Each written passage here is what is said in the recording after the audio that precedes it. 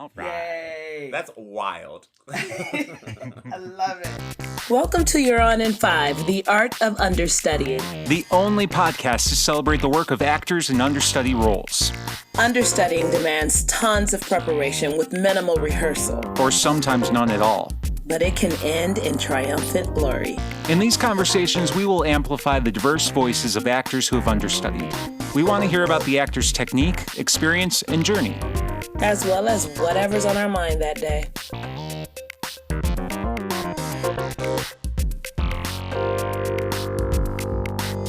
Hey, everybody, it's me, Elana Elise.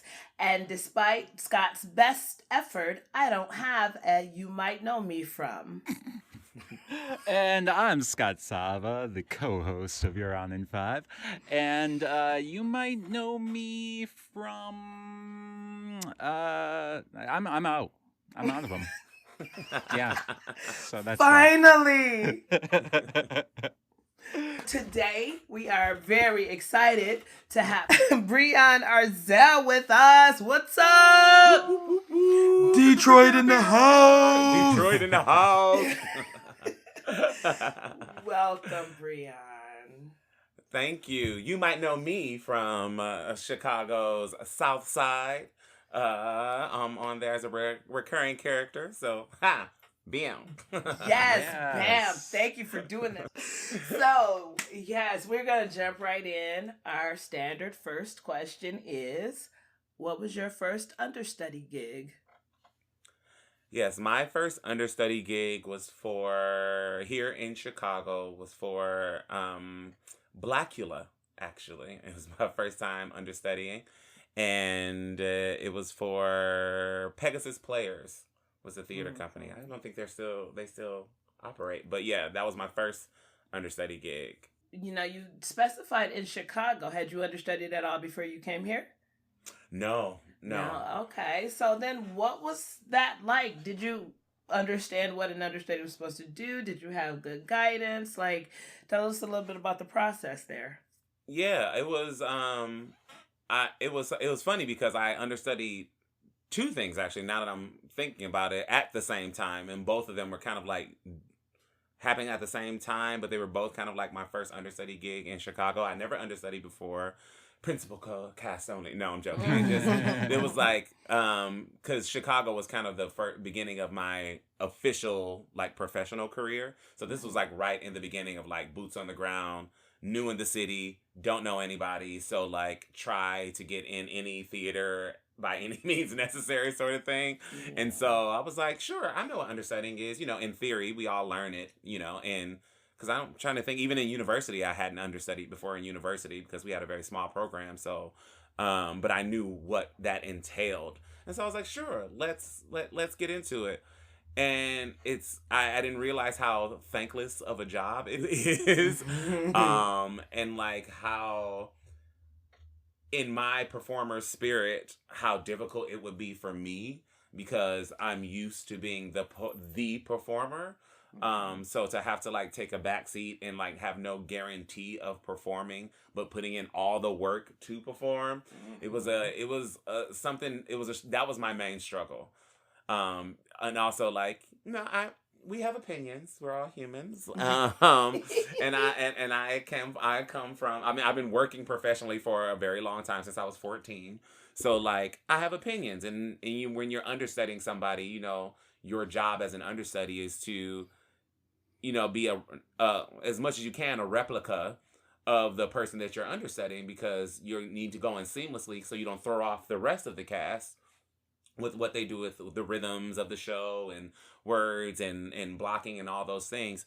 And so when someone makes a choice that you wouldn't necessarily make or that you don't necessarily agree with or understand, it's like, oh, okay, I have to do what they do because I have to, you know, support the rest of the cast, and that my job is to make sure this show goes on and the audience is getting the show that they're supposed to get. So, and the show that is rehearsed by everyone else. So those were like the two main things, or they were my most difficult challenges. Yeah. Yeah. Did you have to go on for either of those? Let me tell you something. I was so upset because The entire run. Another thing that people don't tell you about understudying is like, you have it in your head, but you don't really do it. And at this particular time, there weren't really understudy rehearsals. Understudies weren't as respected, I would say, as they are now. Right. Because of like actors fighting and having more of a voice. And so, rehearsal was minimal. And wasn't like, you didn't really feel the pressure of it that much. So it really was self-motivation. If you weren't on top of it, then, that was your fault. If you had ever had to go on. We got all the way to closing weekend. And I had not looked at that script in a week because I was like, oh, it's closing, it's done. No way I'm going on. The Friday of closing weekend with 3 shows left, the person I was understudying got food poisoning. Oh. And I had to go on within 15 minutes notice. And what was funny was that nobody was really ready because like costumes were like, wait, what? We didn't have these costumes ready for him. Like the show was over. We were closing this weekend. And so like I literally had to go on with like 15 minutes notice. And I had the script right off stage because when I tell you struggle bus, fake it till you make it, honey. Because I was on there. I got the gist of the lines. Absolutely. Did I get what was on that page? Absolutely not. No, not at all. But hey, the second show, because I had to go on the entire closing weekend because he was sick. Yeah. And so my next show was, exponentially better because I actually went home and was like, okay, let's revisit these lines that I supposedly learned. Yeah. And so that one was better. But yeah, that first performance, I felt so bad for that audience. I mean, not that bad because it was a comedy and naturally I'm funny. And like I said, I can fake it till I make it. And I've studied improv. So I was like, I know how to do the gist of this. And I know now how not to throw anybody else off. So I'm going to do that for this performance and not stress myself out about being word for word because it's just not going to happen. Yeah. Oh, yeah. Did anything go wrong at all? So much. Yeah. So much went wrong. Like, so much. Sometimes I wasn't, but the cast was really great too because they were like, they understood like, yo, this is crazy. The fact that you have to go on and they just called you like 20 minutes ago and this is closing weekend. So we understand. And, especially too, by closing weekend, understudy rehearsals don't go all the way until closing. Understudy rehearsals stop like the second week of the run. Right. And so you haven't even been in rehearsal doing your part for like 3 weeks or something like that. So it was like almost cold, because you really had to be on top of it yourself. And so they were very helpful in like making me stand where I needed to stand if sometimes I was off. Or if I had to have a prop, like sliding it to me on the slide or whatever. But, I mean, I put in a great, like, 80... I think I was 80% accurate, which is a high percentage for 20 minutes notice. But that other 20%, bananas. Wow. That's so exhilarating, though. Yeah, I was like, I couldn't tell you... Like at the time when that show finished, it was just like, did I do it?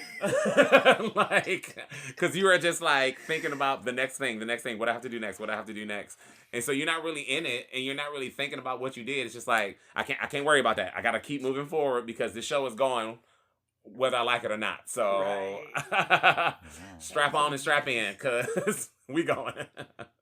Breon, what year did you come to Chicago? I came here in 2013. Really? Yeah. Wow. So we've been connected pretty much since you got here. Because I'm like, that's I came in 2007. So I thought you were here like closer to when I got here. Oh no, yeah, because I moved. I was in Europe from 2008 to 2013. Well, 13, and I got home in January. I remember because I came down here for the ITA, the Unified General Auditions. Oh, yeah. And that was in February. And then I went home and I was like, Ma, I think I'm going to move to Chicago. And she was like, yeah, cool. You always said, that was probably going to be the next spot over New York. She's like, so when are you thinking? Like August, September? I was like, next month. She was like, excuse me? And I was like, look, why waste my money here in a place where I'm not going to live? I might as well just go there and just start. And so I moved March 2013. I moved to Chicago. That is amazing. Europe? Like, what were you doing in Europe? Oh, I was on tour, teaching.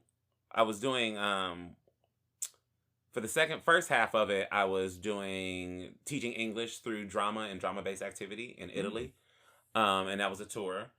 And so we would do these shows in schools, and then after the show, we would do a workshop in English that focused on like lessons or grammatical lessons that they learned in the show. And then I did 3 years in Germany where it was just English theater in like schools and public performances. So you had these experiences that, shocked you into getting your S together. Yes. So tell us about the next time, that you understudied, coming off of that like wild experience. Yeah. The few times I have understudied, quite a few, but I realize that it's not for me, so I try not to do it as much as possible. Only because of that thing of like having to do somebody else's choices and I love people that when you have a wonder study, it is like the best thing. It is the best thing to know, to feel that you're covered, to know that you're covered. Mm-hmm. But it's like I bless them. That is a skill set that I appreciate and I am good at, but choose not to do because like swings, I can't even swings for musicals is like insane. Like I could do it.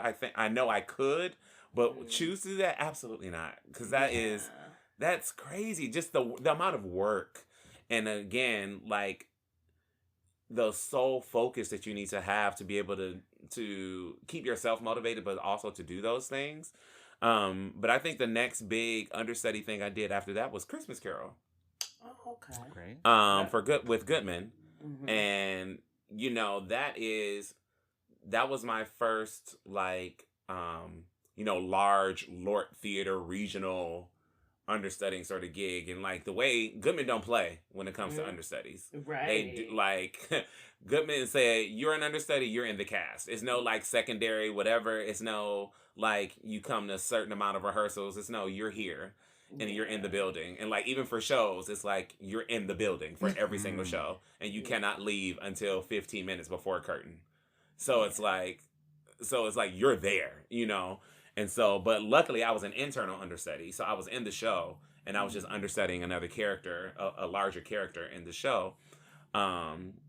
Which was really cool. And being in the show, I think is definitely, being an internal understudy is definitely preferred. If I do have to understudy, I prefer that it's an internal understudy opposed to an external. Because an external understudy, you're not in the show, so you don't feel the rhythm and the vibe and the flow of the show. So when you're an external, you gotta kind of make up that vibe or try to fit in the flow if you can. But it's weird because it's not in your body. And when people are on stage, it's such an intimate thing. It's such a communal thing. And so they create a rhythm and a flow with one another. And so whenever you have somebody piece themselves into that, just off of, that person's energy alone, just their personal energy and the vibration that they're on is going to be different. And so you have to figure that out. And it's really difficult to try to piece into somebody else's vibration into a show. So I definitely prefer being an internal understudy. And that's what I was for Christmas Carol. And it was great. I had another crazy experience with that one too. Every time I've understudied. Because it's always it's never a planned go in. It's always something happened and now you're on in 5. The name of the literally, podcast. You're on in 5. I will tell you, when I first went on in Christmas Carol, because I was understudying Molly Brennan, they were doing Past, and I was understudy for Past. We are in the middle of the show because the show's already going on, and when they had their wire check, because that version of Past flew and was on wires. And so when they had their flyer test before, going on, they felt really ill. Some things happened and they weren't able to do it. I'm downstairs, just in between scenes, leisurely putting on my next costume. And I just hear over the intercom, Breon Arzell, if you can hear this, Breon, we need you to get in harness and ready to go on for Pass. I was like, excuse me, what? Are you kidding? Like mid show, and then next thing you know, I look out of I'm like going to, because I was like in the kitchen around the communal area, and I'm going to my dressing room, and you just see like from 3 different directions wardrobe people like running with like my boots and tights and like wires. I was like, oh, this is happening. Wow. And I flew. That's amazing. You had the opportunity to rehearse the flying, though. Oh, yeah. Again, Goodman does not play with it. When it comes to understudy, Goodman, they are on it. That is beautiful. I do not like internal understudying. Really? Yeah. And your second guest that I can recall talking about the, feeling, being part of it, knowing the show, etc. But I want to, if I'm a principal, I want that to be my focus, right? So like, I don't mind external, like whatever. I don't understudy very often, but and then I always think about like the shifting within the cast, right? So like if I go into another role of a show I'm in, then somebody has to come into mine. Like that feels so weird to me. But I get it, and I like hearing people talk about liking it because it is so different from how I experience it. I don't want my focus split that way when I'm a principal. Yeah, I feel that. Breon, how did you like prepare, since you're in rehearsal, you're like focusing on your track? Like did you entirely take your time outside of rehearsal and prepare all that? Yeah, like I am a multitasker, so like I pride myself on being very good of like how to separate my mind in that way. Because I do the same thing when I choreograph and I'm in a show. You know what I mean? Like I've like cultivated this ability to really be able to like separate things. And so it will be a lot of, extra work outside of the room, because once I do something, I tend to keep my mind on my track in the beginning. And then there's a moment, and I'll just like keep it like, a little side eye out, always watching a little, okay. But you know how most things are, nothing is really locked down until tech anyway. So I don't want to like, the main thing I concentrate on is the words, like before tech. And then once we get into tech, and all of that time that we have, all of the stopping and starting, all of that is kind of when I focus into the actual like blocking and the mechanics of it all. Because things change until then, and I don't want to learn nothing that's not in the show. Because I ain't got the brain space. I don't want to use it up. So I wait until it's locked in, or it's like pretty much locked in, and then I learn the mechanics of it, so I can focus on the actual, to make sure that the words are in there nice and solid. Yeah, that's awesome. I'm actually, I did just accept an understudy gig for, I'm doing the Golden Girls show for Helena Handbag. And I'm in it, and I'm assistant directing, and we had our understudy for Rose, Betty White, just drop out. And so I'm going to be taking over that track, and we go into tech like on Friday. Oh, wow. And I just found out this like a few days ago. But like and also I can't think of the last time I've internally understudied. Usually I'm an external understudy. But I'm kind of excited for the challenge, and I still have to like figure out what my Betty White impression is. And I guess I'm gonna have to have a razor at the theater just in case something goes wrong. Right. Because I'm gonna wait until the very last minute to shave my mustache. Fair. That's fair. Yeah. I did the same thing when I was because I just recently I understudied. When I was in Ain't No Mo, I was in internal understudy for Peaches, who is like the drag queen who is kind of like the narrator class interstitial person who kind of like takes us on this journey. But I was also obviously the other characters is all women, and then me, and then Peaches, who's a drag queen. And so I had facial hair. And so I had to keep my facial. I kept my facial hair for my actual parts. And then, lo and behold, somebody got sick.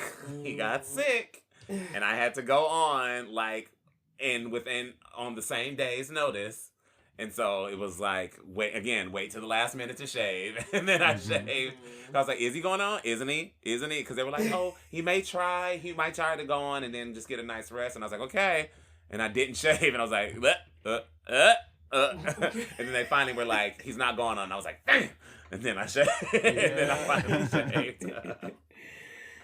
And with the drag roll, like I imagine that takes more preparation for makeup. Thank God they had a makeup person, yeah, nice. They did the face, and I was like, thank you, because I am not trying to be last minute trying to figure out blending and like contour. No, thank you. Right. So when I reached out to you about this, that's when you were because like you were understudying something in the moment when I was like, hey, do you want to do? Oh, that was Little Shop. Oh, that was Little Shop. Mm-hmm. Where was that? That was cool. I've done Little Shop before, so to understudy it was like, oh, okay, yeah, sure. And how it came about actually is that we were there rehearsing, and we had a little, run in with Miss Colby because she's still out in these streets. Mm-hmm. And we had a run in during rehearsal, and then and it took out our Audrey, it took out our dentist, and then we had of course Seymour, who's in close proximity with both of those people. We were like, oh boy, it's only a matter of time before he tests positive. And in that moment we realized, we were like, wait, we have a cover for everybody except Seymour. It was like, I don't know how it like passed, like how it slipped through the cracks. But I think we were still in process of like hiring the person, but they hadn't actually offered a contract yet. And meanwhile, in rehearsals, like as every song is coming on, I'm like singing along and I'm like at my table, even though I'm choreographing, and so I'm just at it like, like just singing the songs. And then one day the director was like, do you just want to do it? And I was like, what? Huh? Wait, what? He was like, I mean, you know the show. You're here. You, like, why don't you just understudy? He was like, just think about it. You don't have to answer right now. Just think about it. It'll just be, like, an easy fix for us. And you've already done the show. So I was like, yeah, I've done Audrey too. I didn't do Seymour. Like, that part is high. Seymour is, like, first tenor. And I'm like, I'm a baritone. And so, he was like, yeah, I believe you could do it. And so I was like, okay. But then that was in Indianapolis. And that was right before Hot Wing King rehearsal started. And so I was like, ooh, I only got a 2-week break between. I was like, do I want to be I was like, I don't want to be here like all the way up until I start rehearsals for Hot Wing King, because I'm the lead in that, and it's a lot, and it's like I'm speaking like 75% of the words, and like I'm on like every page. I was like, I don't know if I want to, take out that prep time, because I designed this so I'd have that prep time to get ready for that show. And he was like, well, he was like, you can still stay in Chicago. Like, if we need you, if it's like a last minute thing, if it's within 3 hours, we'll just cancel the show. But if it's any more headway than that, if you're comfortable like getting on the road and just driving, because it's only like a 3-hour drive. He was like, if you're comfortable with that, that's fine with me. You don't have to stay here. And I was like, well, what I'm not going to do is turn down a check, okay? Right. And so I was a external understudy, chilling in Chicago, waiting by my phone like every show, like, okay, we good. When it got to like 3 hours before, I was like, okay, in the clear. Don't have to jump in the car and drive to Indianapolis. Yeah. Did you ever have to? No. That's amazing. They were solid the whole time. Nice. The universe knew. I needed a little bump. Right. In my fiscal year. That is funny. So, but that's interesting, because I was thinking about this next, this next chat. So you've been, since you came out of school, came back from Europe, you've been working. Have you ever had to do any non-arts work for Oh, absolutely. income? What's some stuff you've done? Yeah, I've like when I first moved to Chicago, I had like 4 jobs. I was while auditioning and everything like that.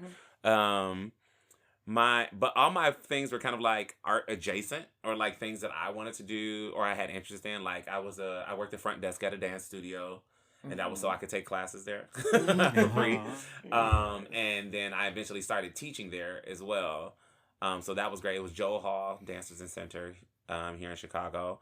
I worked for Gap doing displays and doing and new merchandise and shipment in the mornings. That was like it was like the early morning shift. It was like 4 a.m. to like 10 a.m. Something I hurt my feelings. But hey, it was out of the way of any auditions. It was out of the way of all of that stuff, and I got a great discount on clothes for auditioning and things like that, and fashion and all that kind of stuff. So that was great. I worked at Macy's doing the same thing. The Macy's downtown. I was a tour guide. I was a chocolate tour guide. Visiting different decadent chocolate shops around the city, like a guided tour. But that was like acting too, because I had to learn like all the facts, and it was like a monologue, one huge monologue that I had to say all the time. So, those were all the gigs that I had when I first got here. Nice. Yeah, but always something that like I don't know where I got this from or why I made this decision for myself when I was like 16 years old.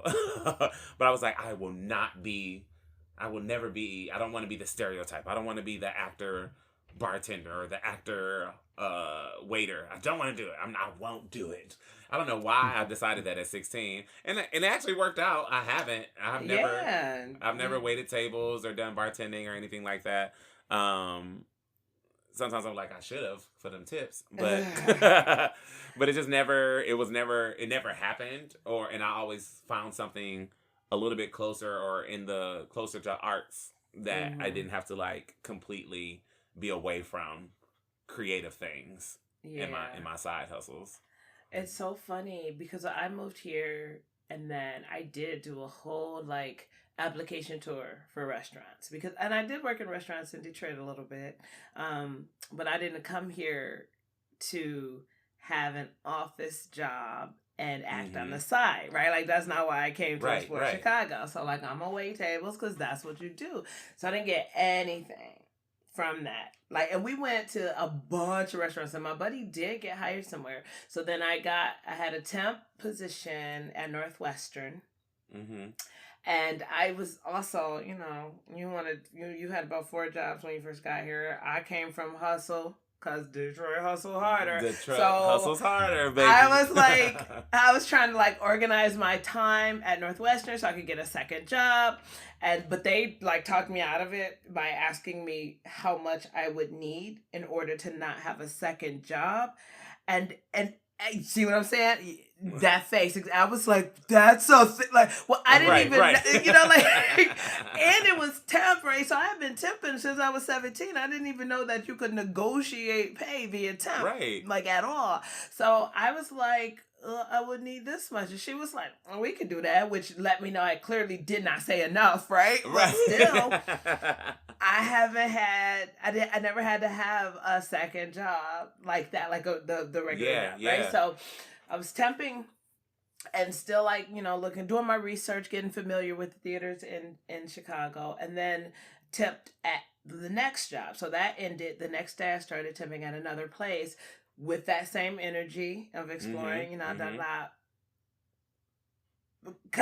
very, very long story short, I still work at the second place I started temping. Really? Yes. And it, and I obviously have been able to do my art. And that was the thing. Like they literally genuinely support the arts.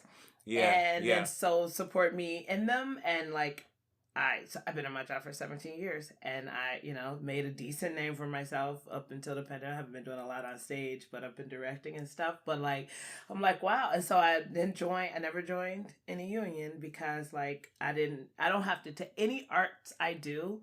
It's just because I want to be paid, but I don't have to rely on my craft for my income.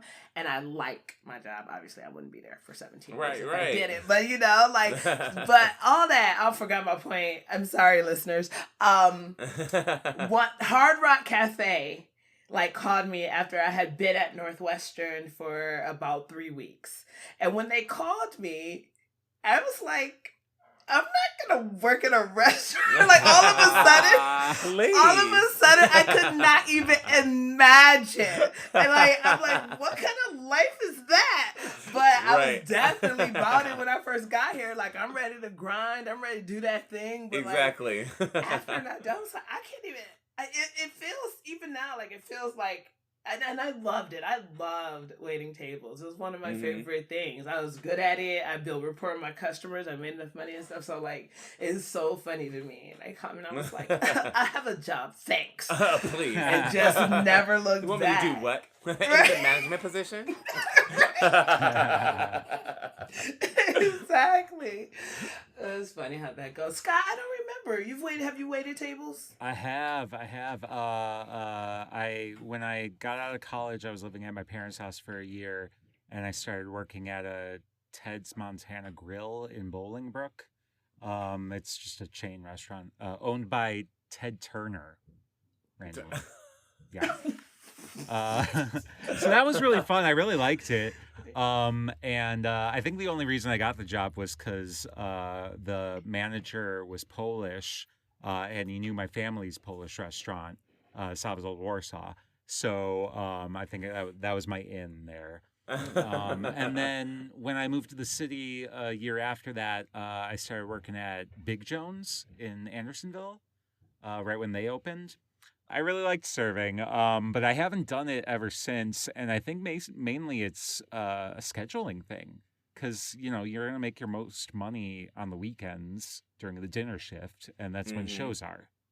Yeah. So like, but it's like, how are people doing? Like, that's what fascinated me too, right? Like, fascinates me still. Like, so we know that to be true, but we also know it to be a staple source of employment for actors, right? So like, somewhere in there it's working because people have to do their shows on the weekend or in the evenings or whatever, and not everybody has the longevity because of course some servers / actors have been at their restaurants for a very, very long time, so they have a certain seniority, but newer servers who are also newer actors often still make a way. So there must be the restaurants have to know that they have to work with rehearsal schedules and whatnot, right? Yeah, because this is the thing. Like that was my main thing is when I started doing all of my little side hustles. I went in. Never in any of my interviews did I try to hide the fact of what I was really doing and what I really wanted to do, because I was like, you're not gonna try to pull it up on me later. Like, oh, you said no. Like I told you. In my interview from jump, this is not my priority. My priority is this. And I did that with every single place that I interviewed at. And even the ones like, because Gap tried it with me. They were like, oh, it was like, well, you've been here so long. Why don't you, we want to move you up to, I was like, I was like, nope.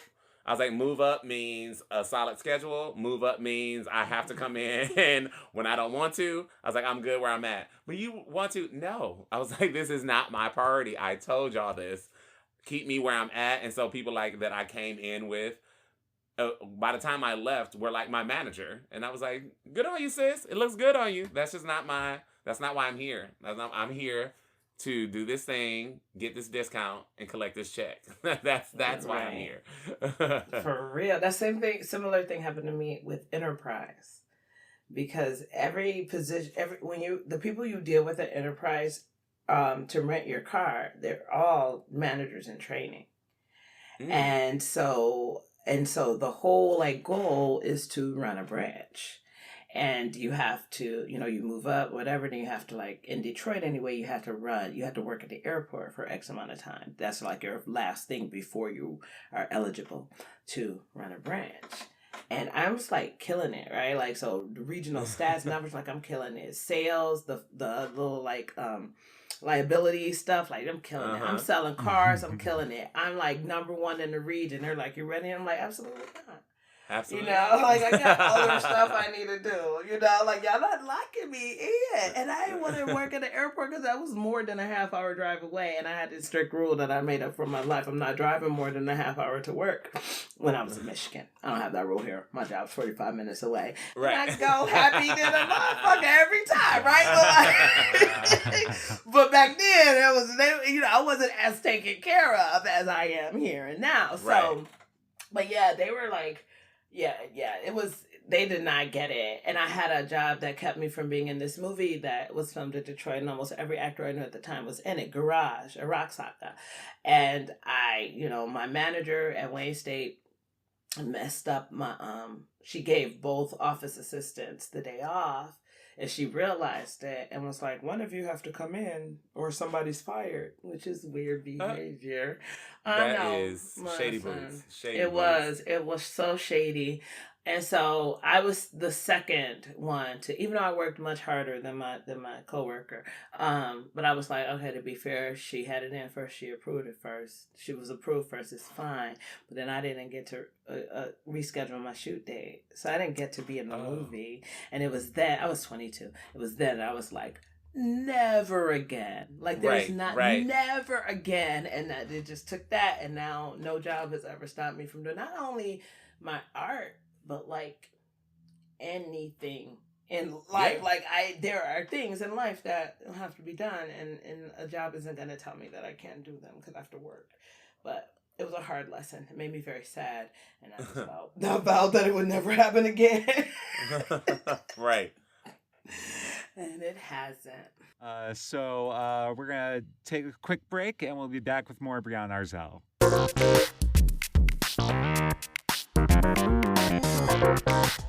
Hey, thank you so much for listening. We want to continue bringing you news stories of understudy triumphs and stumbles. So if you want to support our mission, it would mean a whole lot if you joined our Patreon at patreon.com/understudypod. All right, we are back with Breon Arzell, and now it's time for the breakdown.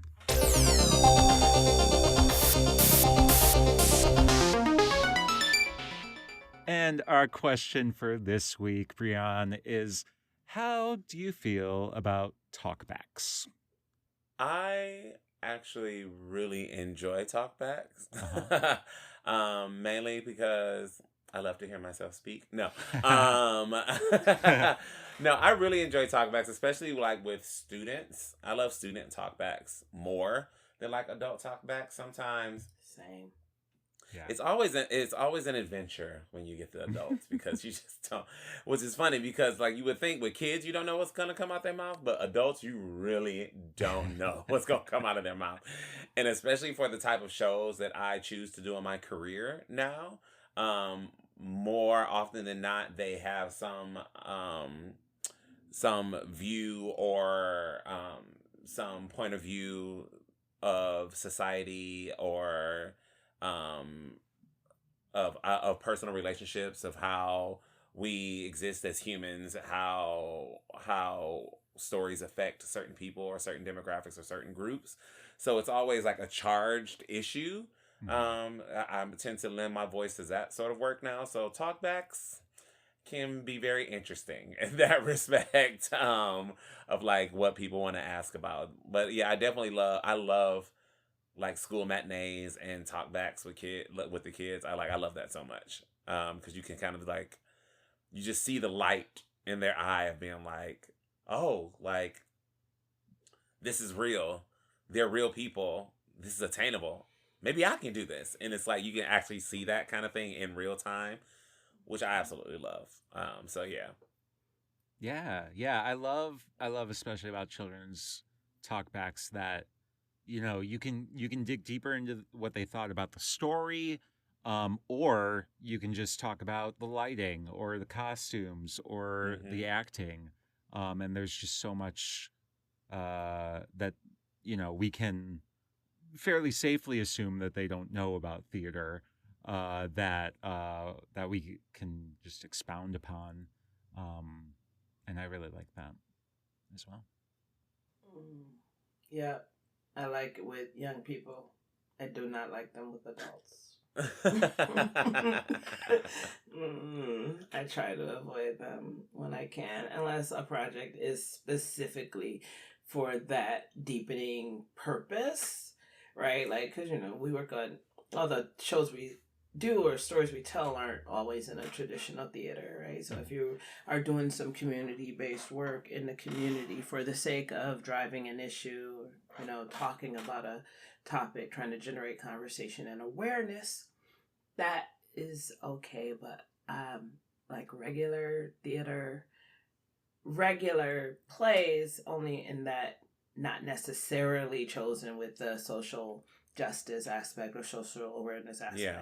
Those I just want to tell the story and go away from there. And that's what I want them to do too. I want them to talk about it amongst themselves. Yeah. So, like everything doesn't need an answer. Everything doesn't need a resolve. Sometimes you could just leave it there. Right. Just leave it hanging. Yeah. And often adults think they know so much, and so then they wanna rewrite the play. Yeah. It's already written because you just watched it. Stop that.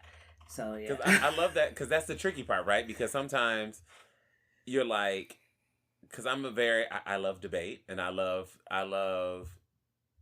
hearing different perspectives, because I don't mind, even if we disagree, I don't mind hearing your position and like, okay, I didn't think about it that way.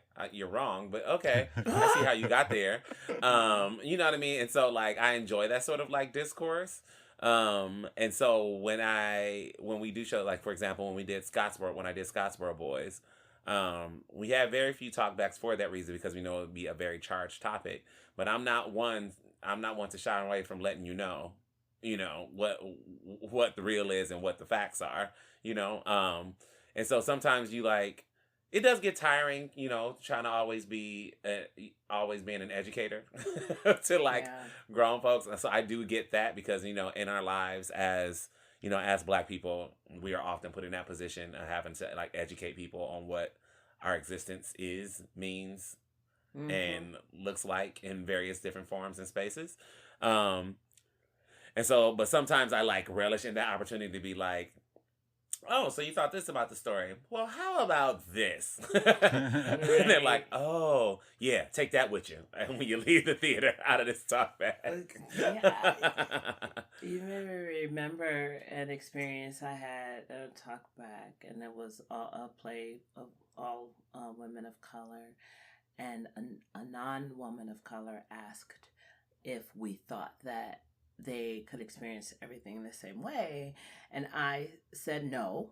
And before I could expound, because I obviously had more to say, one of my castmates jumped in to smooth it over, and say negate me saying no, and then expounding. But I never got a chance to talk about it, right. which was pretty annoying. Now that I remember that. but it's I felt like we're in this talk back. She asked this question, I should be able to answer it honestly if I'm up here as myself, speaking from my truth. So being able to do that, whatever. I don't know. I would just remember that. Then I was not happy about it, because then it made me feel like castmate thought I was just being mean or whatever, and the dynamic wasn't such that I felt like I needed to after she was done make a point of being okay, but what I was gonna say then that felt like making it bigger than I wanted it to be or whatever. So then I never got to say my piece, and that's probably what I'm carrying. Talk back. If we weren't having a talk back, that would have never happened. You see. see, I see how you got there. Yeah, I do find I do prefer, I guess, with dramas to have a talk back rather than like a comedy, because comedy you kind of know if the audience is with you or not, whereas with dramas it's a little bit more like, what did you get from this, you know? Mm-hmm. And like last year I did a play called Rosenberg, and it was about a lawyer who is representing they were the prosecutors of the Rosenbergs during their trial, Uh-huh. and he was a Jewish prosecutor, and he may have only been hired because he was Jewish, and so there was just a lot of like interesting things to talk about with that play, so, but like also, you know, you can just stick around and talk to the audience if you know you like to do that. I personally am very shy. So it's not my favorite thing to do. I'm usually like, oh no, don't talk to me. But tell me you love me. You could not be more full of shit right now. I cannot with you. Like what? Okay, Scott. You know what? It's time for props.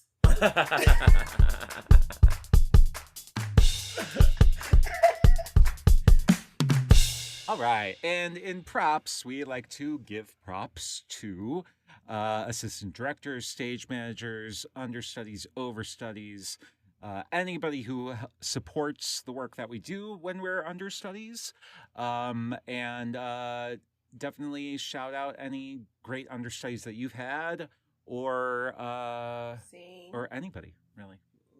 My best, well, like I usually use, if I have if I'm choreographing a show, I always try to have an associate choreographer, especially if I'm in it. Mm-hmm. But if somebody that's like in the show, and I'll also, you know, I like for them to be in the show and use them as a dance captain as well. That way they're a person that can like, they know the rhythm of the show and they're in the show and they can like be present at understudy rehearsals and like really give like a first account of what that is. One of my best that I would like hire on every single show I would ever do. His name is Emmanuel Cocconi. And I met him for the first, where did I meet Emmanuel for the first time? Oh, for the first time doing, Once on This Island with Oregon Shakespeare Festival. And since then I brought him back to Fela when we did Fela in the DC area, and I brought him back when we did Dreamgirls on both of them. He was my associate and my dance captain, because he's the best. Like, he's so good at detail work, and I also love the reason I love being a teacher as well. You know, I love being a mentor, and so having him like under my wing has been really, really great, and to see him like grow in his own voice as like a choreographer and overstudy has been really cool to like witness, because he's young, like he's like in his 20s, and so it's really nice to have that, and he's just so great at what he does, and he's such a light, and I'm like, more. Hire this person. Mm-hmm. So I just want to get him more and more and more and more work. Because he's just great. Yeah, he's kind of like one of the best I've worked with as far as like maintaining the integrity of a show. Mm-hmm. You know, because that's what I'm always about. It's like, it has to be, whatever you do, you have to maintain the integrity of what we created. Like, yeah, I don't mind little, you know, choices here and there, but you can never sacrifice the integrity of what we've done. And he's a person that's definitely great at that. Also, Nikki Blue was the stage manager. I love Nikki Blue so much. She's stage manager here in Chicago. I've worked with her quite a few times. But she's the type of person who understands a room and how to balance that room and how to make everyone feel like they are a part of it and they have a voice. And it's funny because every show I've worked with her on or been with her has been like, hasn't been every show has been a black show that I've actually worked with her and that has had like an all black cast. She is a white woman, but she knows when to be a part of the conversation and when to be like, you know what, this isn't my conversation to have. And you know, that's rare in a lot of humans in general, but it's, and especially for a stage manager to be like, yeah, I get you. How House and Never.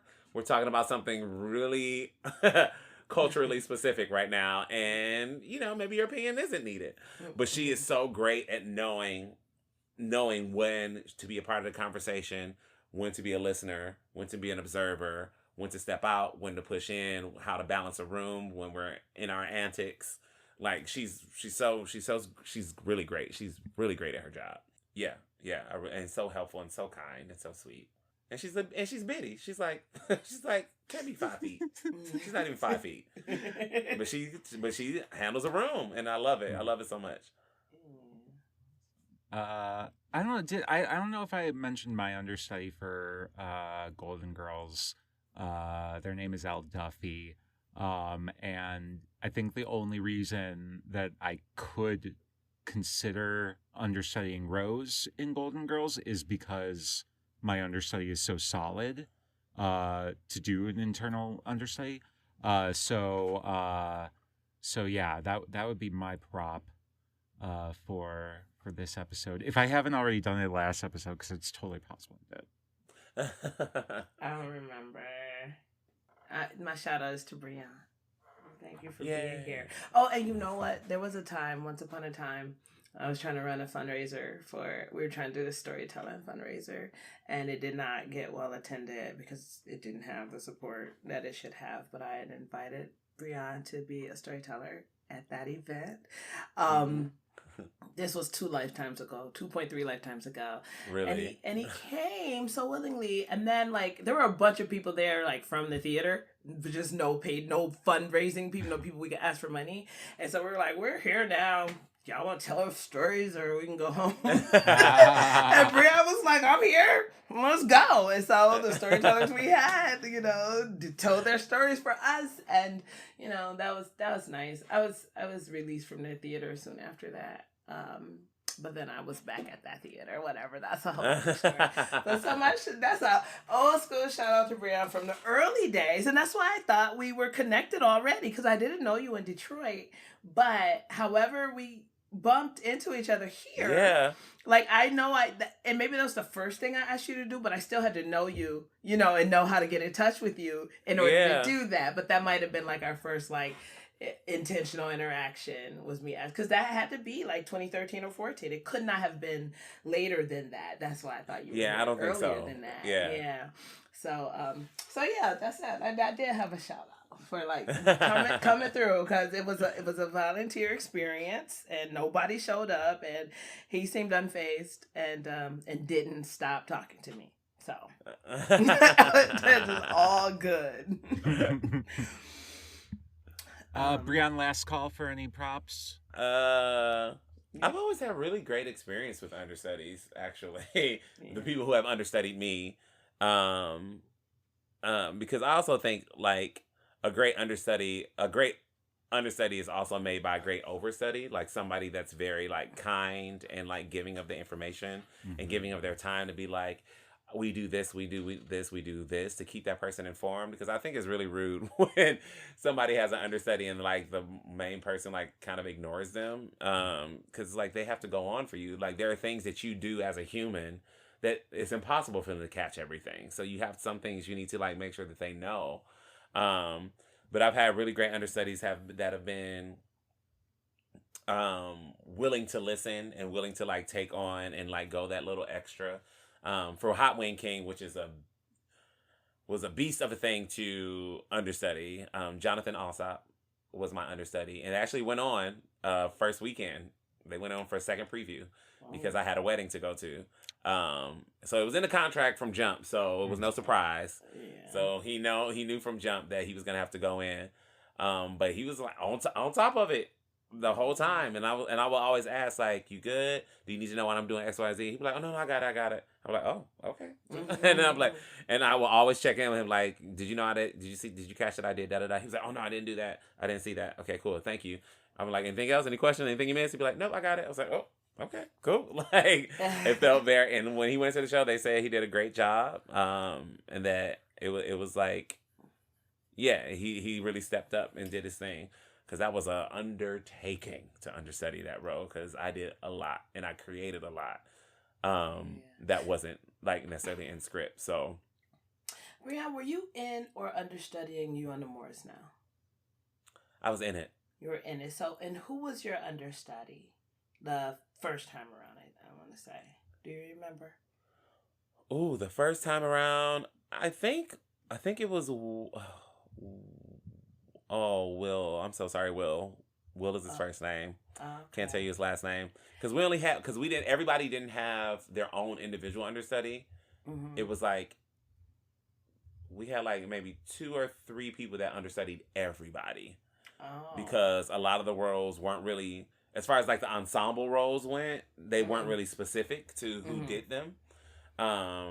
So they were able to like double up on people. Okay. Was he also your understudy the second time around? I didn't do it the second time. I only did it the first time. So then, because I saw it with you, but then I heard somebody talking about it because you did this like heel click. And he was like, he had to go in for you at some point, and he was super nervous, but did that. And like, according to him, I don't know why I was in this conversation, privy to this conversation or what, but I was present for it. But, in his nerves, he gets to that point, he does that heel click, and according to him, he sees like everybody kind of relax, like, because that meant he was like on top of everything for the show. Like, he was in the pocket, and that's when I remember being so fond of that story, because I can understand those nerves. And with you reminded me by saying like there were other little things you did for that other thing, and that person had them. Jonathan had them, and so that made me think of that. Like, you probably added that, Yeah, so absolutely. This person was just like, let me just keep this show going the way Breon does. And succeeding at that moment, like, made everybody relax. I do remember that, actually. When you said that, the heel click thing, it reminded me of that. Yeah, I do remember, because I'm a very physical person in general, obviously, and that's how I do my character work, even non-musicals, like play, is always about like, how does this person stand? What are their quirks? What are their things? And that was such a fun show to be able to create those things. And so any role that I do, you can pretty much, if somebody is understudying me, I always tell them, look at how I'm doing it, opposed to not just the words, because that'll help you, because I create benchmarks for myself to lock into a character and to do certain things and to go certain places. So I'm like, though, if you want to learn what I do, the most helpful thing for you is to look at my physical, because it will give you a map of what I'm doing, because I do that. That's how I create. So it always leaves a good imprint for anybody that has to learn my track. Yeah, that's awesome.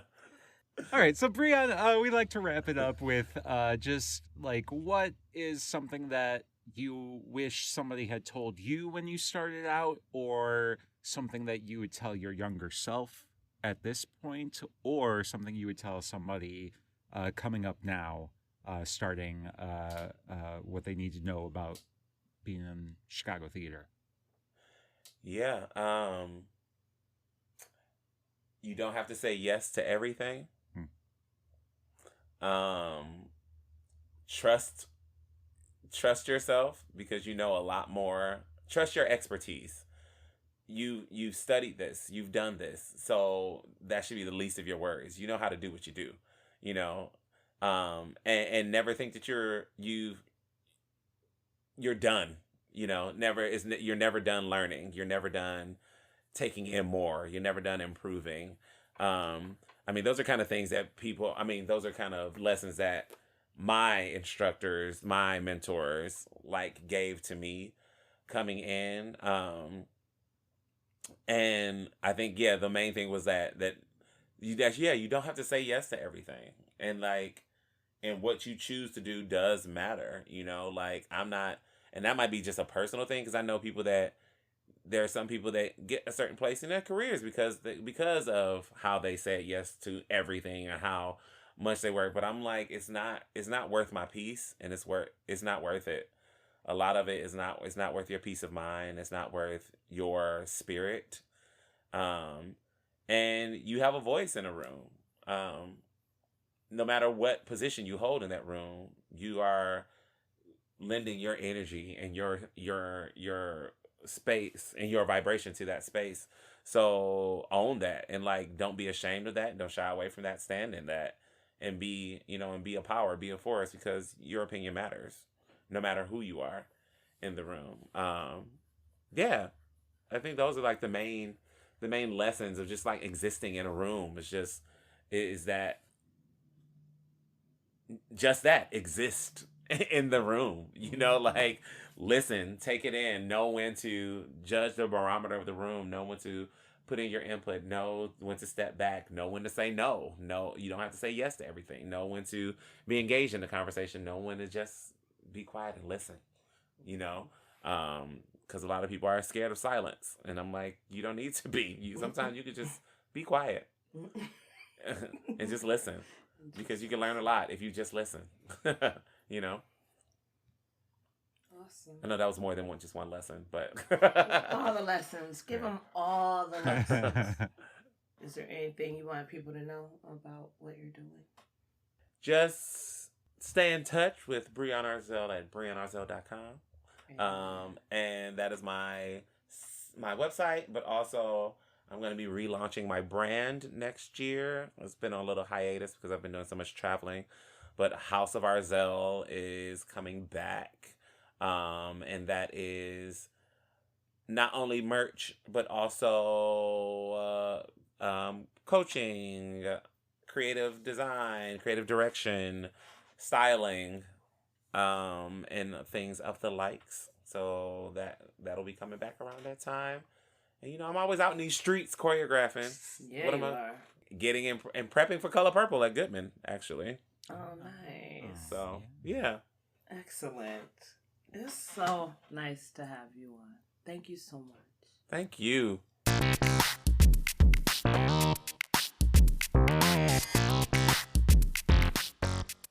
We hope you enjoyed our conversation today with Breon Arzell, and that it gives deeper insight into the art of understudying.